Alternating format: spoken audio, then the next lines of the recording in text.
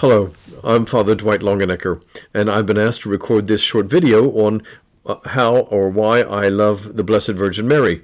And I think the best approach for me is to say why, because as some of you might know, I'm a convert to the Catholic faith. I was brought up in a very evangelical fundamentalist home in Pennsylvania and went to the fundamentalist anti-Catholic college, Bob Jones University. While I was there, I became very interested in England and became an Anglican and went to Oxford to study theology to be ordained as an Anglican priest in the Church of England. And while I was there, a few years after I was ordained, that God led me to the point of finally opening up to veneration of the Blessed Virgin Mary and to overcome the natural resistance that I had to that as an evangelical Protestant. And it happened like this. I was in my late 20s, and the Lord had brought me to a point where my perfect little life that I had planned for myself was beginning to come apart at the seams. I had some problems and was receiving some counseling and going through a dark time. And a friend from the parish came back from the Anglican shrine of Walsingham, the famous medieval shrine to the Blessed Virgin, and she brought me a rosary and said, "Father Dwight, I think you need one of these."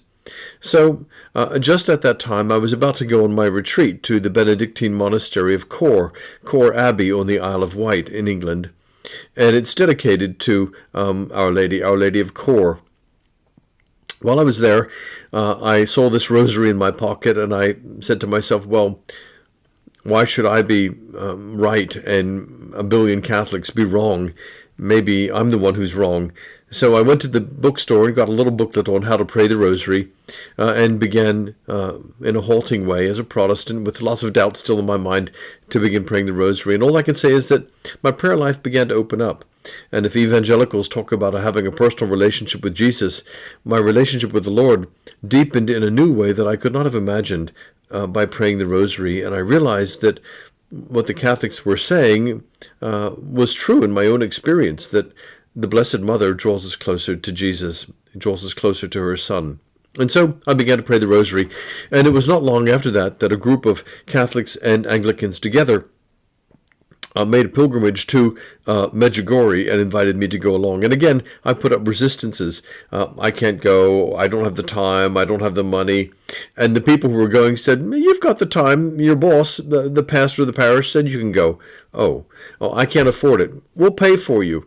Well, I'm really busy. Not too busy to go on pilgrimage. So I went to Medjugorje with a group of pilgrims. This was in the early 80s when the visionaries were still quite young, still young teenagers, and had some remarkable experiences while I was there, which brought home again the reality of the Blessed Virgin Mary, the reality of all the Catholic Church had been taught about it.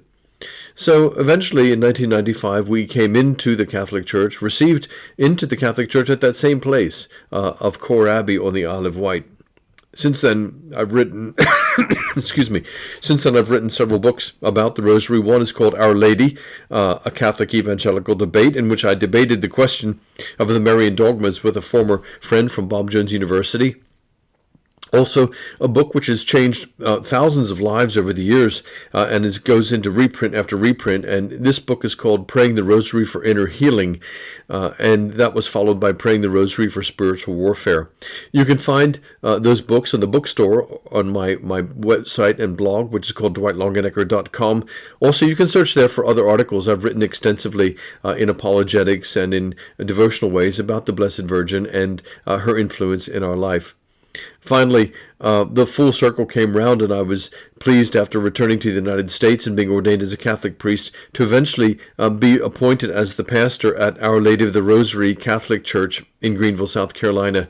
And these coincidences or these little things, details coming together, remind us of the Lord's providence, reminds us of His love, and reminds us of the love and the devotion and the attention of the Blessed Virgin Mary, so much needed in our lives and in our times in our church at this time. Well, thank you for listening, and thank you for watching, and please do come by, read my blog, and connect with me if you like at dwightlongenecker.com. Thank you.